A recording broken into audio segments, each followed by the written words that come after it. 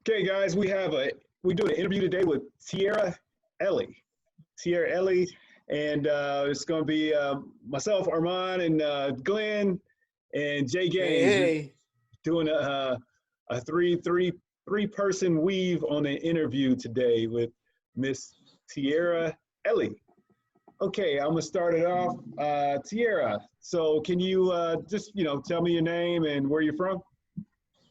Yes, my name is Tiara. I am from Memphis, Tennessee. I am 22 years old, and I am getting back into being a full-time wholesaler. Awesome, awesome. Glenn? Great. And Tiara, what type of business do you do? How many deals have you done, or what type of deals have you done in the past? But when I was full-time wholesaling, independently, I had closed around like 6 deals in my first year. The business I was a part of, we had only closed one deal because it was not very good partnership, but we had closed one deal within that time. So total, I closed anywhere from like 7 to 10 deals all combined. I had to take 2 years off, so 2020 is me getting back into that. Nice, nice. Fantastic. All right, Tiara. So I know that you are the founder and administrator of a Facebook group with over 10,000 followers. Is that correct? Just about. We just Yes. passed 9,600 members, and that is called Bird Dog Real Estate. How I actually got started in the business was being a bird dog. I brought leads to investors. I put flyers on people's doors. I skip traced and set appointments for people. So that was how I gained my experience with being a wholesaler. I was doing all of that. Then I eventually started signing my own contracts. And I started a group. It was actually my old business partner's idea, but I started the group to have a community for community learning, to share the message with people who have no idea what they're doing and still provide like a no bully environment. I just saw in other groups people would get bullied for being fresh and new. So that was something that I advocated for, and it grew to almost 10,000 people. We're going to hit 10,000 this year. So. Absolutely, and congratulations on that. We're looking Yes. forward to that. Okay, Thank and I'll you. turn it back over to Armand.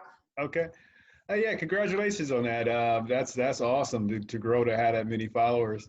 So tell us about your family, like how many brothers and sisters you have, your family involvement in the business.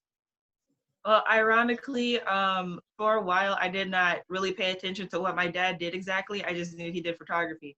But his business also involves real estate and construction. So my dad knows a lot about the investor side. He just wasn't all that active in it. And now since he's in like that retirement part, he's looking to get into rental properties, which is where I come in. I will be providing him with those. So that's awesome. My mom, she also is an entrepreneur, but both of my parents are also master's degree holders and teachers. So right now they're going through the whole corona thing, but they're fine. They're doing their own thing. They're out here hustling. I have 4 siblings. I'm the middle child. I have 2 older brothers and 2 younger sisters, and I have a son and a husband. Awesome, awesome. Fantastic. Congratulations. Great, good. So what advice would you give to the masses in regard to business? In regards to business in general, to the masses, I really just want to say, like, get to know the industry first before you plunge all the way in there. That was one thing that I saw with a lot of people, which is another reason why I advocated for bird dogging first instead of wholesaling. You really want to get to know what you're doing and why you're doing it, instead of looking at people flashing $5,000, $10,000, $20,000 checks all the time. Like, it's more than just the money. So get to know the industry before you plunge all the way. Great. So Tiara, if you had to give 3 pieces of advice to a bird dog that was going to start working with a wholesaler, what would they be? Wow. Okay. So 3 pieces of advice to a bird dog.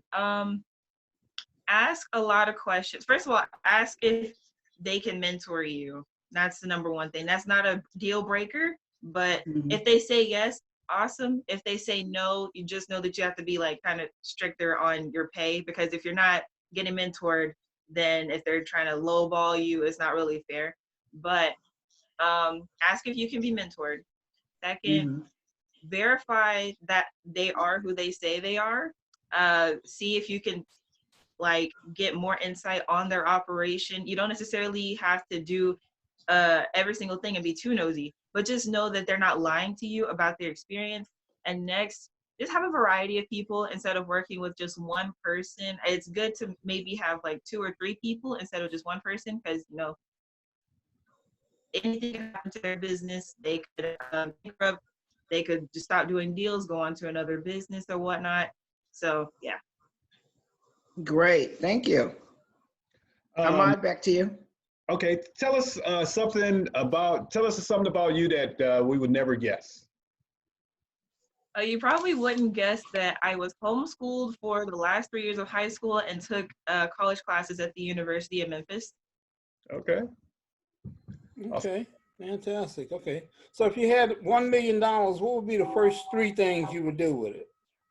If I had $1 million, the first thing I would do is tithe. And then after tithing, I would invest in real estate. And then after that point, I would probably not save. Save is not the right word, but like put the money somewhere where it could be held. I guess saving it, but yeah, definitely first to tithing and buying real estate.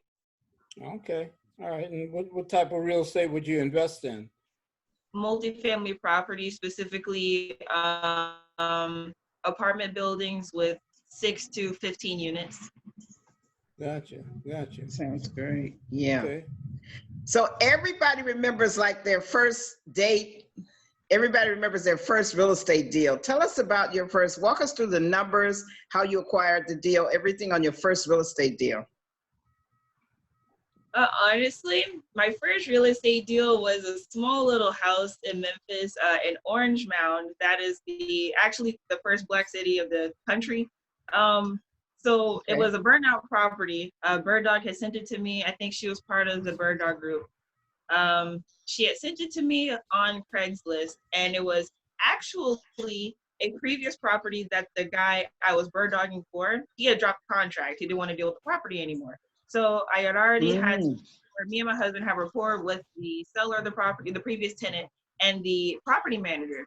I met with the property manager, very small numbers. I don't remember them exactly, but it was like, I had assigned the contract for about $7,000. I made around $3,000 total, but I had split that fee with someone else just because that we didn't JV specifically, but they had helped us out through the deal, and you know we were just showing our appreciation by splitting it. But yeah, we paid our bird dog. Out of that, I think we paid her around $200 something. And yeah, and the guy who bought it from us, he's also one of my mentors. He doesn't have like a course or coaching thing or anything like that. He's just a really nice guy in the Memphis market. Oh, okay. So in your first deal, you made $3,000, and of that, you paid out, you said 200 to your bird dog? Yeah. Oh, okay. And then you pocketed, you all kept the rest, correct? Yes, it was roughly like 1,000 something after the JV. After the whole JV. Okay. All right. Ahmad, back to you. All right. What do you feel like you're doing to change the world? To change the world, I feel like I am being an example of someone who did not get a college degree, who can also be successful in the field they're in. So not only do I do real estate as far as wholesaling and teaching people about bird dogging, I also am a Mary Kay consultant, and I have another business that I don't want to talk about publicly yet because I'm just getting that one started. But I'm just following what I want to do and sharing my journey on YouTube, Facebook, and other social Nice. media. Great, good.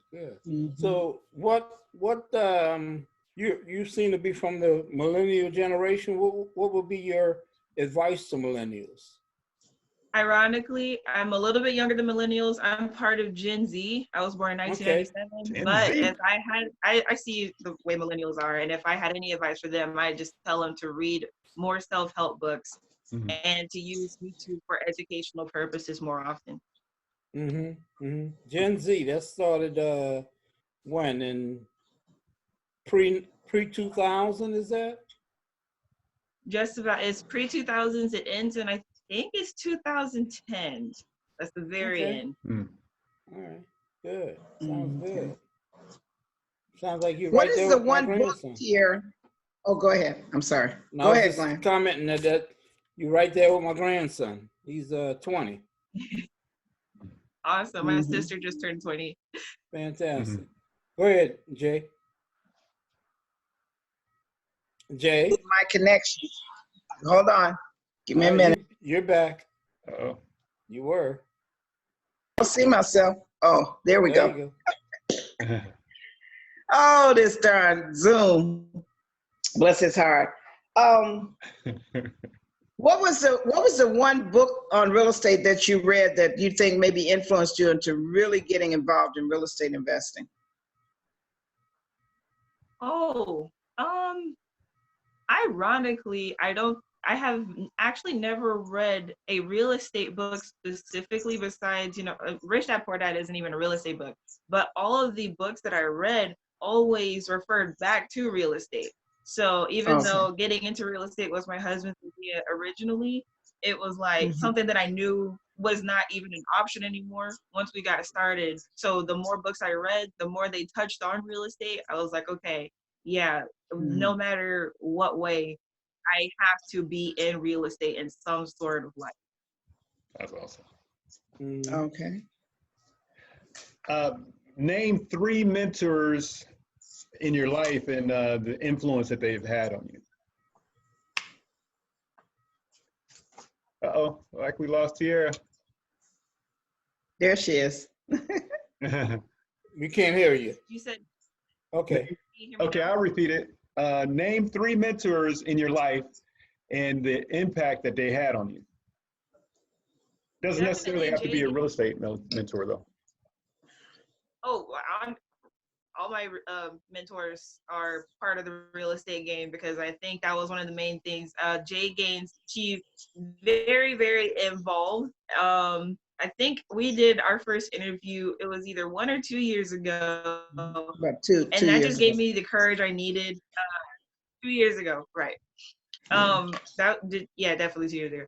Gave me the courage I needed to keep going in what I was doing, specifically in bird dog real estate, but also just as a woman in general, because like for some reason it was always a little bit difficult to work with women other than like, I don't know. It was just a weird thing. So with Jay, and she introduced me to Asia Cartwright, it was those 2 ladies. I kind of count them as one unit for myself as far as mentoring because they just impacted me in such a strong way. Next would have to be my mentor that I'm currently under. His name's Hamza Ibrahim. He is a real estate agent and wholesaler in Memphis, Tennessee. He kind of saw what I went through with my previous partnership. He wasn't in the details and whatnot, but he knew me and my husband when we were 20 years old, when we were just getting into it. And just seeing him how he is, I saw his schedule. He had like a hour by hour schedule of how he did. That was just very interesting to me, and it made a strong impact on basically practicing what he believes as a person. Oh. I'm sorry about that, guys. Some idiot on a motorcycle. Oh, you're fine. Yeah. I'm sorry, Tiara. We didn't hear what you said because of the motorcycle. Can you repeat what you were saying? Yeah. Not the whole thing. For sure. I probably The last couple of sentences. Yeah. Mm-hmm. Okay. You were saying the last part. I was just. Mm-hmm. You're saying something about one of your mentors. The real estate guy. Yeah. Yeah. So he's a realtor, and he kind of saw what me and my husband went through when we were first getting started when I was 19 and he was 20 years old. So he, like, the fact that we know that he knows his operation, everything like that. I was able to see his own schedule. He had everything sorted out hour by hour, how he did things. And that really just made a strong impact on knowing that I'm following somebody who actually practices what they preach and not somebody who's just refurbishing and selling other people's information. Right. But lastly, And very, very, very ironically, oh my goodness, I apologize about that in the background. But very ironically, the previous business partner that I had, he had seeked us out. He was a mentor. Later, we found out he'd actually been wholesaling than he was, so that was weird. But he said he's a mentor, so it was just very interesting to see that learn. You can learn from such a backward situation. So I learned a lot from him in terms of like being able to sell. Because if any other person had probably came up to me and said what they said, did what they did and whatnot, I wouldn't have believed them. But I learned a lot of negotiation and sales skills from him. Just that is something I can't give him credit for. I will leave him unnamed. I don't want to be outing anybody, but Right. yeah.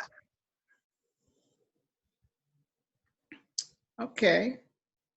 I think Glenn, you're up now. Is she still live or she's frozen? I think I'm she's live. frozen. Are you? Am I frozen?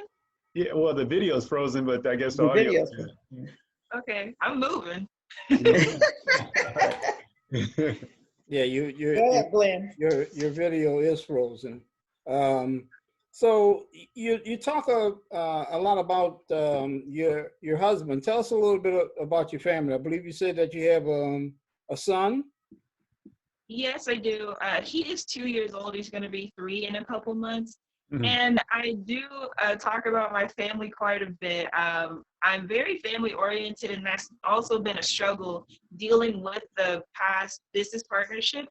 After that experience, we ended up losing our house. Hmm. And so we moved back in with my family, with my mom and my siblings. And so that did have a very, very large effect on my personal relationship.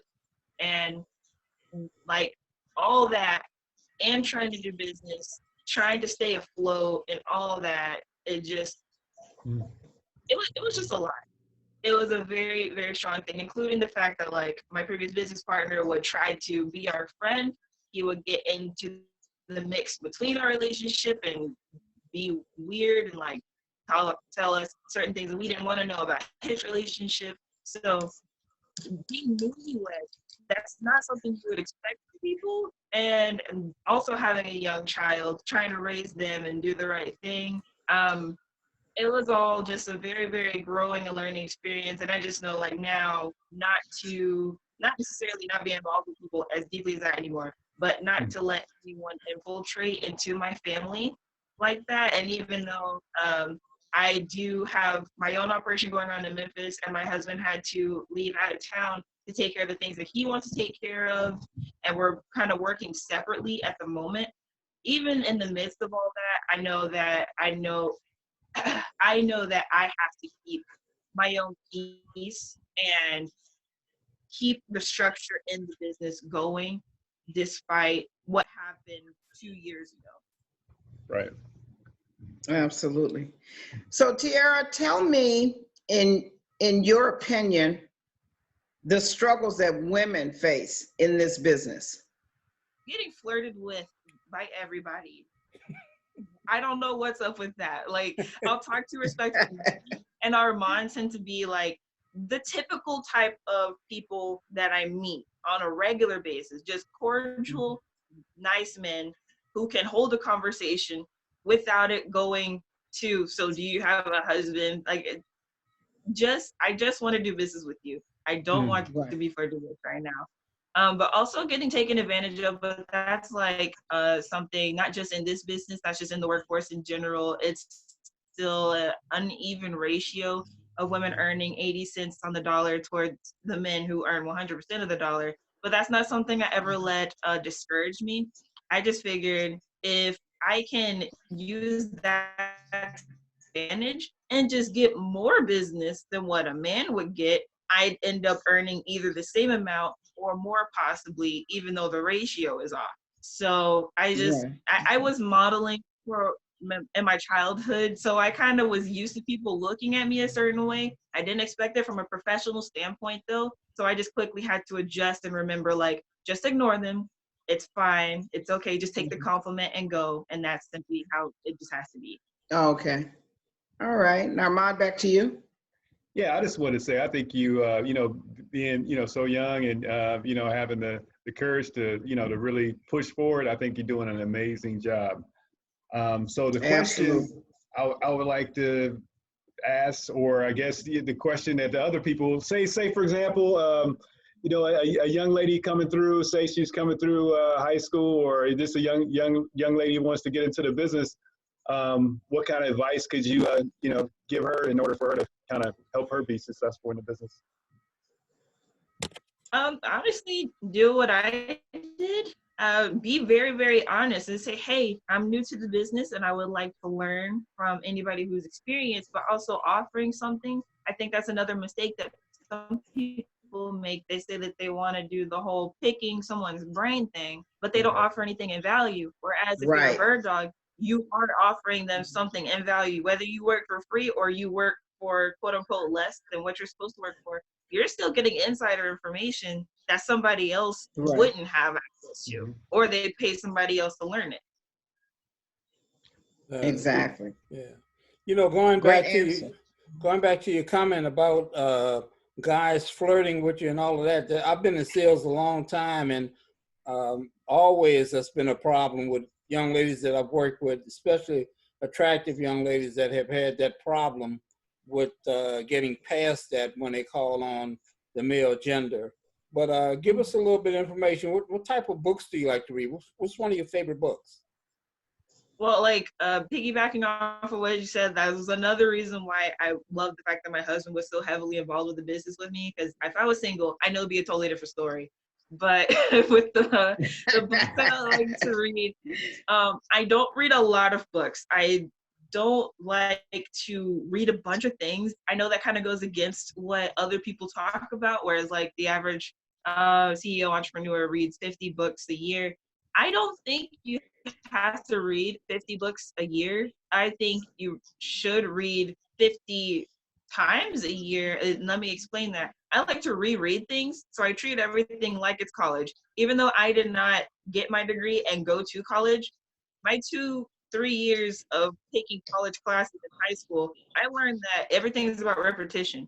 So if you're rereading the same things over and over, you're going to get more information from it the second, third, fourth time until you have completely encapsulated yourself in it. So my favorite book right now that I'm reading is The Servant Leader. I come from a Christian background, so that's a business book that also ties in how Jesus basically would have been a businessman. He was a businessman, even though he wasn't making a profit. He had an end goal in mind. So it's tying in like scripture and business tactics and everything. But after that, my favorite book is Think and Grow Rich. I love the fact that I just finished rereading it. We're living in the time that Napoleon Hill was talking about. After the Great Depression, right now it's going to be the Great Depression again. So I had just refreshed my mind on that. I'm going to read it again, and that's my second favorite book. Got it. Absolutely. So Tiara, with everything that's going on with COVID-19 and social distancing and being locked in the house and all that, what is your advice to your bird dogs as far as how they can still generate revenue? To be 100% honest with you, as far as them generating revenue, I hadn't figured that out. So I was telling them during this time, it's a good time to use social media to get to know buyers in the area, to get educated on, when things do open up, when people start having more meetups and everything. My investors are still having meetups in Memphis online, through Zoom and everything as well. So getting to know people online, calling, you can still call and text and email people, offering to do things once COVID-19 or at least the quarantine is over, having that in order. So you will be in position once everything is ready to get going, then you'll be able to go ahead and start generating revenue after that point. But as of right now, I haven't figured out anything specifically. There are two guys, Max Maxwell and Q Quentin Flores. I'm a huge fan of him. They said that you can drive for dollars. on the app Deal Machine. I figured this out a while ago. I called it scrolling for dollars a little while ago, where you go on Google Maps and you look at abandoned houses on the street. That's, you know, little driving for dollars thing. It is very, very time consuming and it's very tedious. So that's why I'm not pushing it too much, because not only is it something that you might not want to do, it's a lot easier anyway, and it's updated when you're driving in real life. Okay. All right. Where do you see yourself at in the next 5 to 10 years? I have both of those answers. So in the next 5 years, I intend for my wholesale business to be at the 7-figure point. Whether I don't know exactly what 7-figure number, but right now I'm working towards the 6-figure number within the first 2 years. So within 5 years, my mentor is teaching us how to have a 7-figure wholesale business. So that for that specifically, I expect my wholesale business to be doing 7 figures. In the next 10 years, I'm expecting all of my 4 businesses total to be generating a passive revenue. So I'll have employees, and for my Mary Kay business, I will have consultants, but I'll have employees in all my businesses, and I'll be able to work when I want to instead of needing to work in my business. I'll just be working on my business at that point in 10 years. Nice, nice. Yeah. Absolutely. Well, both Armand. Well, I'm a licensed realtor, a licensed agent, and investor. Armand is a licensed broker. Have you given any thought to getting your license in real estate? Yes, I did want to get my license to sell a lower end real estate, because it will be more of a heartfelt thing for me in the Memphis community, because I know how things are. People like to go for the higher end properties because. So that was the original reason. But the reason now that I will be getting my license sometimes is because they're starting to roll out legal issues and bills and laws for people to not be able to wholesale without a license at this point. Tennessee is like last to do anything, so I doubt we'll be hit with anything anytime soon. But it is on my to-do list to go ahead and get my license. I'll already be ahead of the game. Got it. And is that your original home, Tennessee? Memphis? Yes. Yeah. Got it. Yeah, and on that note, Tiara, Ohio, Illinois, and Oklahoma so far have passed laws where you can't even wholesale without a license. So I'm sure that affects bird dogs in some capacity. Have you addressed that with your bird dog community? I have definitely addressed Oklahoma and Illinois. I did not know Ohio, so thank you for that information. For bird dog specifically, I really just don't know what to tell them in that state besides, doing virtual stuff. But that's where you kind of find your issue, where if you're doing virtual things, you have competition with VAs, and they're much cheaper. They're not asking for mentorship. They just do their job specifically, and they're not trying to grow as real estate investors. So with that specifically, I did let the message be known that you will need a license in order to wholesale in those areas. I don't have any specific advice for bird dogs at this point. That's something I've been working to think about, study, and be able to provide that information and advice for them. Okay, sounds good. Well, I'm up here in Indiana, and I specialize in like lease options, land contracts, owner financing type of deals. Do you plan on adding that to your wholesaling business, like the subject to transactions, the owner financing transactions, or do you think that'd be helpful? Or? I did think about lease options, and I do remember Jay and I had talked about this in our interview. When I first tried to do it, for one thing, I was doing too much at the time anyway. So I didn't see that there was a market for it in Memphis, but that was me not doing the right type of marketing, finding the right type of candidates for it. I do feel like it will be a need because not everything can be wholesaled, and soon I'll be moving into wholetailing, but still not everything can be taken at a discount price and sold at just a small amount larger discount price. Some things will need to be financed in some sort of way. So yes, I do see myself adding that to my operation. Awesome. That's good. And have you thought about maybe expanding, or does your husband have any interest in expanding maybe into flipping houses or construction or that sort of thing, or what?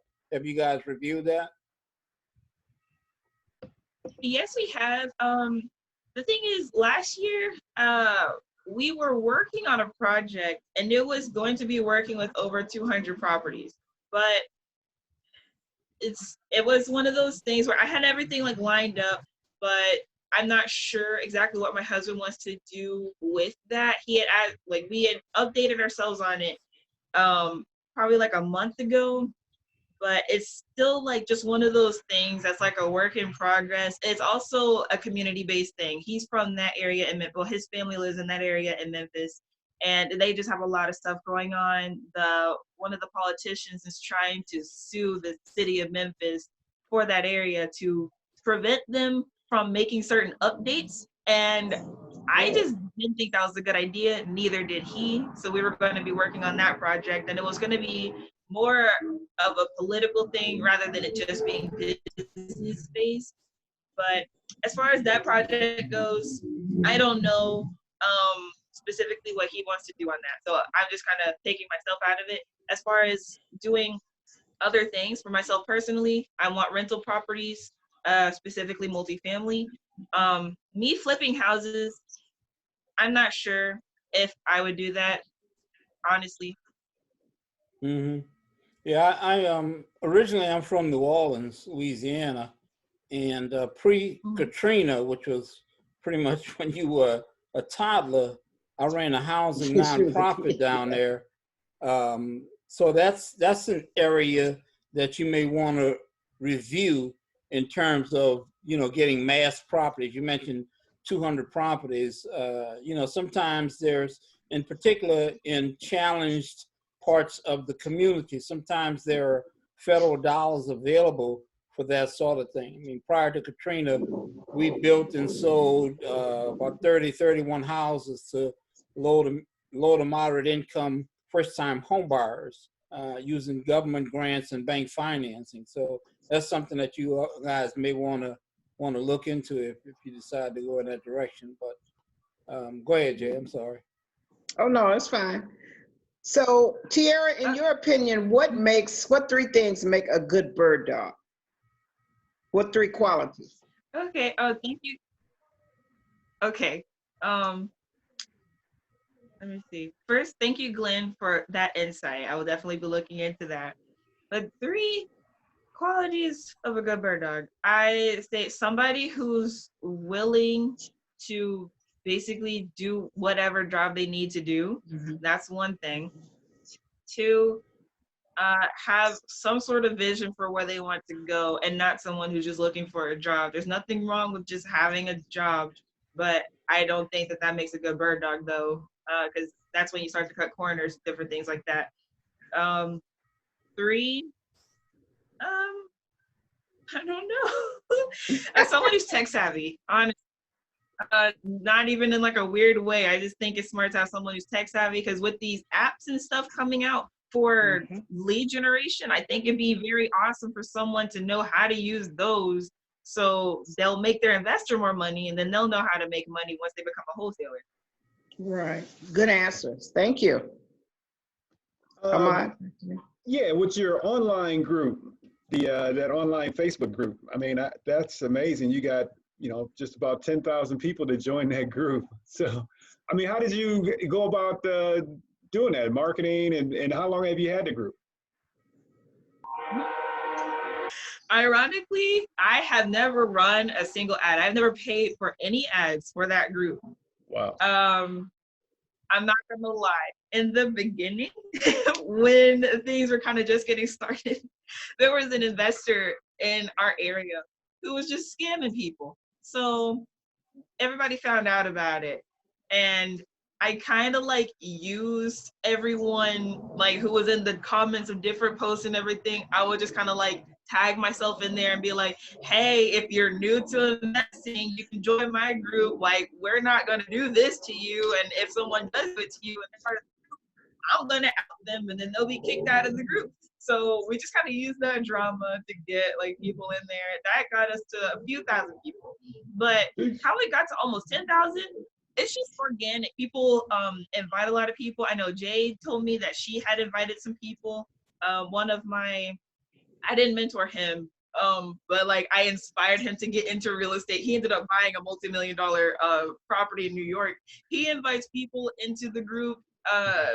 So like people just like inviting different people to the group.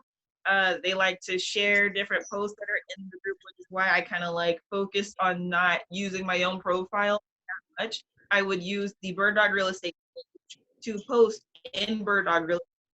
So then people would share those posts, and then people would see Bird Dog Real Estate like twice. So look at that. They'll click on it. They'll either like the page or join the group. So just a lot of organic interaction. Nice. So you talk a lot about technology. Tell us what advice would you give some of us old schoolers who are not so much All three of us old schoolers. Yeah. so much up on technology as you youngsters are? I mean, what advice would you give us to easiest be able to catch up or learn about the new technology that's out there? Oh, well, honestly,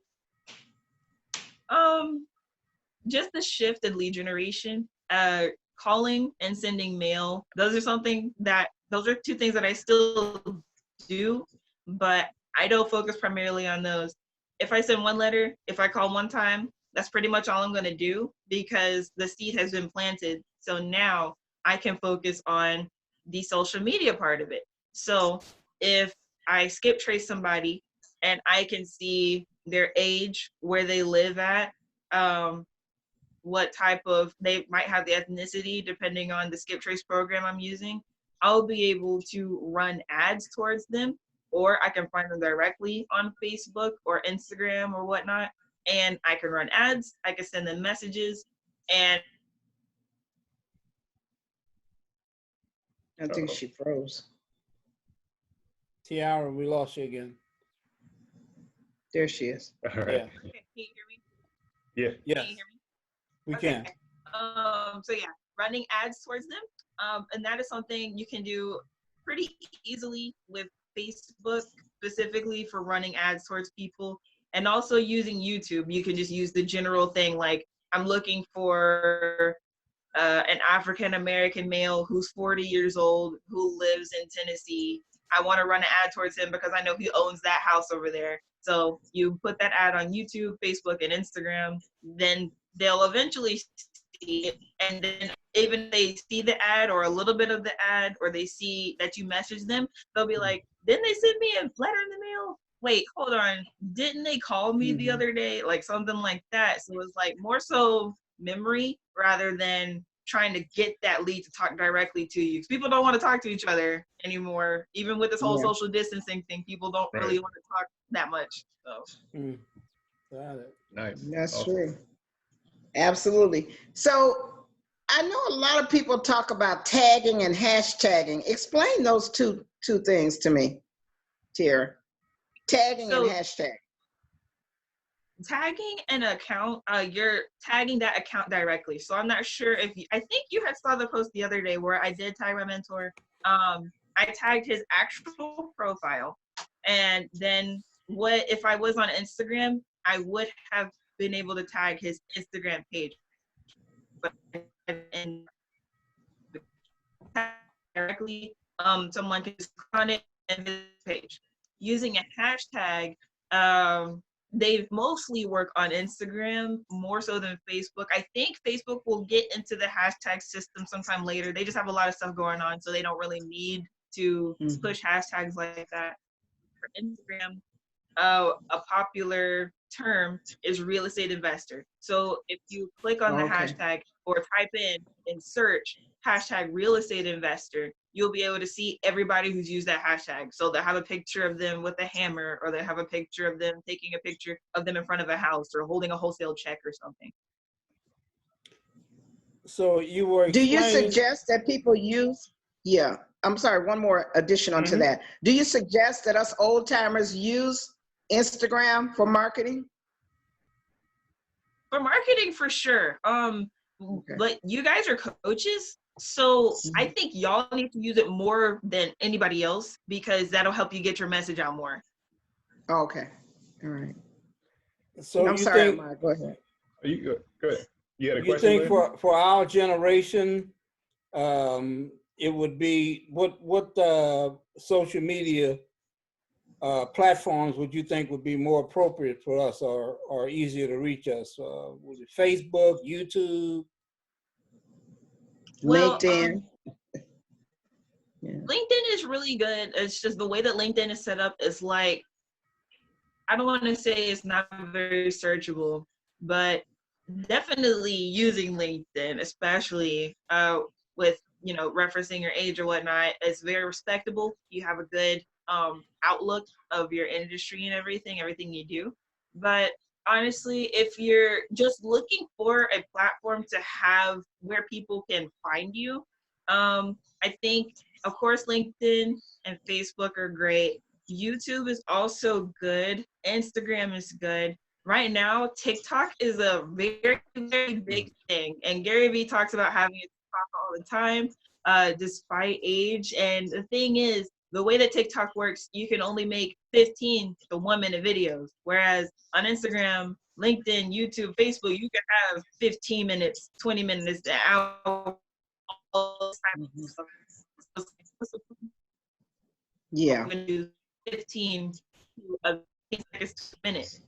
Well, you just take whatever you may have put. Like, let's say this interview, for example. If you guys wanted to take this interview and just like chop up a funny part out of it where maybe we laughed or something, and then you can edit little words over it. So say somebody made a real estate joke, you can put LOL, that house though, or just something weird like that on TikTok, and then people will be like, huh, what's the rest of that? In the caption, you can put, to watch the rest of this video, click this link. And that can lead more people to your more established platforms. Okay.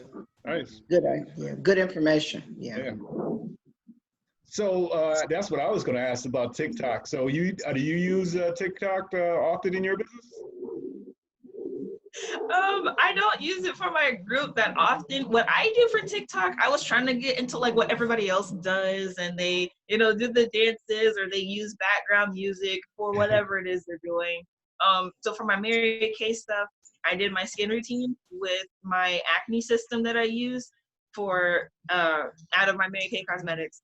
And that was like one of the main things. With another company, as me being an influencer, I had showed people how to make money by like getting these products for free and then sharing them on TikTok and Instagram and being able to do that on TikTok specifically. But what I started doing was where real estate comes in.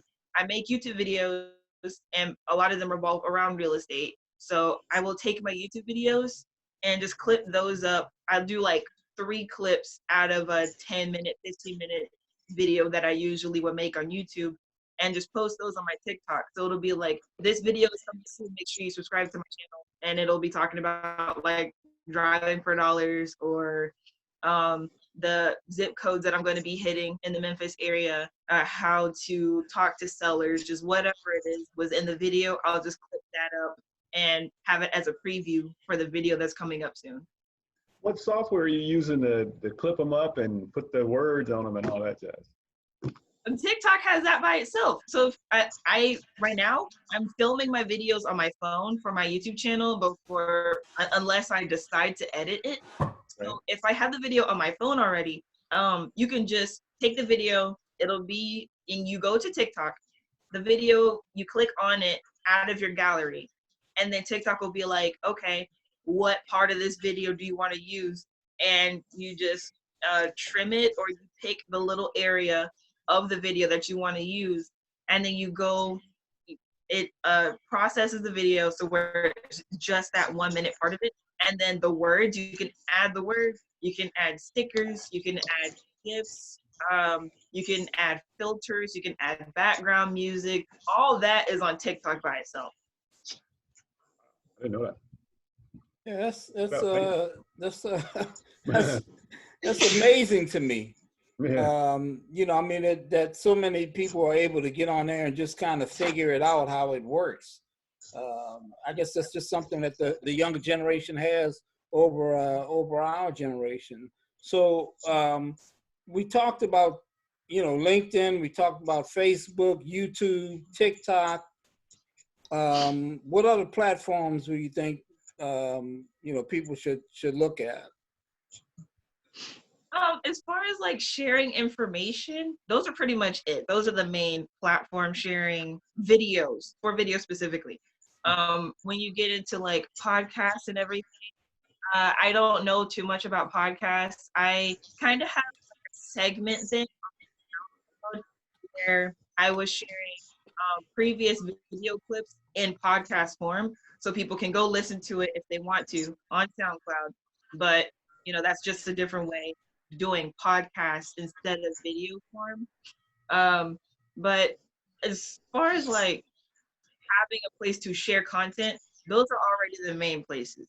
But as far as like getting the word out there and marketing with people and meeting people, I think Twitter is okay. I'm not a big Twitter person. For some reason, Twitter just does not Yeah, agree me with either. me. Yeah. I don't know.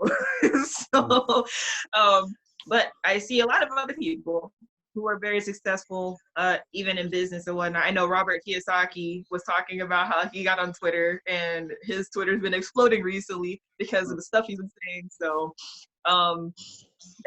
that is another way to connect with people, but it's just harder to see who does what, because a Twitter platform and description box and everything like that may be different from what you have on Facebook. On Facebook, you might have, I'm a real estate investor, entrepreneur, book writer, all that stuff. Where on Twitter, I mean, you can have those things too, but how will you know somebody else will have those things on their profile? How do you know that they're in that industry? How do you know to reach out? A lot of college students have their college that they're going to or the class they're graduating from. So class of 2021. So it's easier for me if I want to reach college students on Twitter to do something specifically. So with that, it's just easier to target younger people on Twitter, I think, in my own experience. But for older people, I'm just not sure about that specifically, unless that person is niched already and using Twitter for their business. Right. Well, guys, we're at what, 12:49? Do we have any more interview questions left? I'm good. I mean, you answered all my questions. Yeah, I'm good. I had one. Just tell us a few of the fun things that you and your family like to get into. I know we're in this lockdown situation right now where we can't really do a lot, but outside of that, before this lockdown thing started, what types of activities did you and your husband and your child enjoy? Oh, well, when we were at our house and everything, my son was a newborn, so we didn't do much together as a family at that point. But once he got a little bit older, we would go downtown. We would go to this new what's it called? New construction, but like it's a new thing. It's called Crosstown Concourse. That's in the not Midtown. It's like crossing from like North Memphis into a little bit of Midtown into downtown. We would go there and have a bunch of shops and all stuff like that. Going to the mall. But my family, like the family I grew up with, my siblings, we're all very musical. So my mom got me a guitar for Christmas. So my son loves to play my guitar. My sister has a ukulele. So when she's in town or when we're on the phone, she'll be playing her ukulele. My other sister is also learning how to play guitar. We all sing. We just grew up singing in church and everything. So that's just, we don't really get bored too much at the house. But when we do get bored, we'll go to the river. I love going to the river. That's one of my favorite things. So yeah, with this whole Corona thing, they had to close down the park at the river because people weren't practicing social distancing very well. So. Got it. And the riverboat, they closed down the riverboat because I used to go down to Memphis once a month and go on the riverboat. They shut that down too. Man. Got it. Yeah. Yeah. So we're looking at 15 minutes in. So I'm going to do what we call our lightning round. Do you guys want to participate? You take it away, Diva. You got it. Okay. So, Tiara, I'm going to ask you a question or make a statement, and you need to tell us the first thing that comes to your mind. It's not a think long situation. It's answer fast. You ready for this? Okay. It's called our lightning round. Ready? What was your childhood crush? Who was your childhood crush? Hunter. Hunter? Okay. What's your guilty pleasure? Oh, I'll just say chocolate. Okay. Your secret talent? I don't know. I'm very public about things, so I don't know. Organizing. You want to pass? You want to pass on that one? Okay. What's the weirdest I job would say you've ever had? organizing. Oh, okay, organizing. What's the weirdest job you've ever had? Promoter. Okay. What's the craziest thing you ever did when you were in school? Oh, we lost her for a minute. She'll be back. There you go. Job. What's the craziest thing you ever did when you were in school? I burped out loud. If you could trade places with one person for a day, who would that person be? Michelle Obama. Michelle Obama. Okay. If you could star in a movie, what would be the title of the movie? My life as an entrepreneur, road to being a billionaire. Okay. What's the best compliment you've ever received in your life? I am very inspirational. Okay. Have you ever had a fan encounter where you ran into somebody that knew you from social media, from church, or from school or something, and they were just overwhelmed by you? Not specifically, no. Never? I mean, I have met people from the internet, but it wasn't like oh my God. It was just like, hey, like you're here, that type of thing. Okay. Your favorite food? Pizza. Favorite beverage? Root beer and matcha green tea, bubble tea, those two. Okay. Favorite city to visit?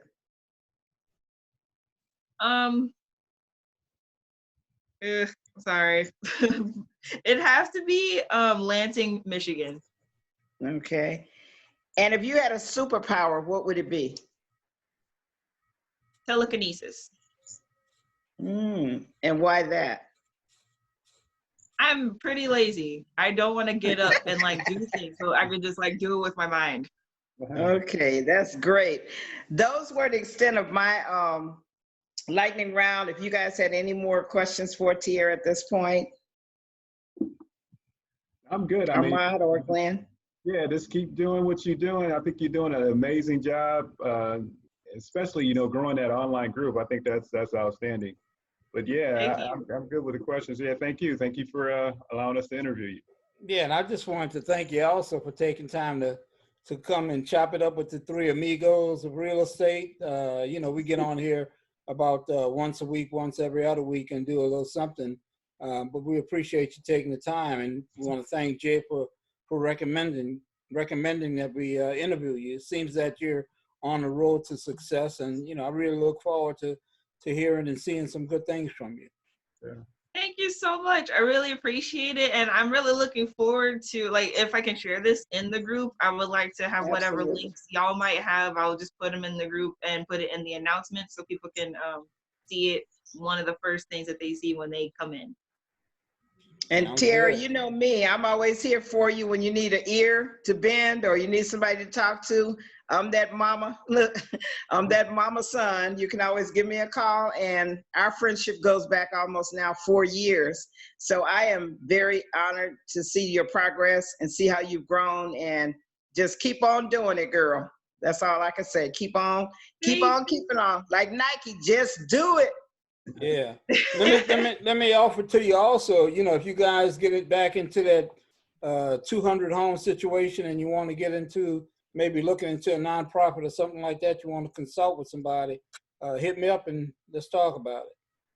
Okay, for sure. I'll definitely keeping you in mind for that. There is another part of that that I'm going to be going forward into by myself. Well, not by myself, but that's my own thing. So we were going to combine it, but I have to put mine on hold for a minute unless that kicks off. So I'll be contacting you regardless because I do have a nonprofit organization already in mind planned out. Great, fantastic, good. One more quick thing before we close out, Tiara. I remember a few months back, you sent out a list of properties they had in Memphis that were starting at like $400 and $500. Can you just elaborate on that a little bit for my two amigos? All right. So I don't know how the market is for you guys, but in Memphis, you can pick up a lot of land for $50. So the list is called the Land Bank, and people have gone delinquent on their taxes. They've become blight properties. So it could have a house on it, but it's mostly vacant lots. They're $50, $7,500, $500. And at the most, it's usually like $5,000. So you can get an entire property for less than $5,000. And it's not even always in bad areas. Sometimes you pick up properties that are in pretty good areas. So you can buy it, either refinance it or flip it to somebody else when you bought it at such a cheap price. Wow. Absolutely. So just wanted to thank you for that because I got the list and I was still going over it and reaching out to some of my family that is in Memphis about purchasing some of the land in a trust that we have. So that's good. I'm glad you forwarded that out to us. Great.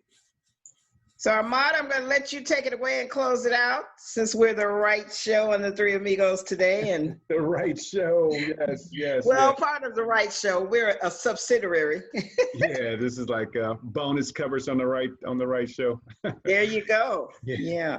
Well, again, I just like to, thank you for allowing us to interview you. Thank you for taking out the time. And as far as myself, as far as doing some joint ventures and whatnot, if you know of anybody that's looking to, that has one of those deals that traditional wholesalers would throw away, like an owner finance deal, somebody that's maybe upside down where it's not a typical deal that you would wholesale, send it over my way. And, we can JV on that opportunity. And on that note, on this, I would like to, if that's okay, I am charging for people to come into the group, but I want to have more value in the group. If you guys would like to join my mastermind, it's called the Six-Figure Bird Dog System for Wholesalers. And that's just me helping wholesalers to create six-figure businesses with the help of bird dogs. Nice. Okay. Awesome. Okay. Well, thank you. And on that note, I'm going to end the recording. Namaste, the Three Amigos.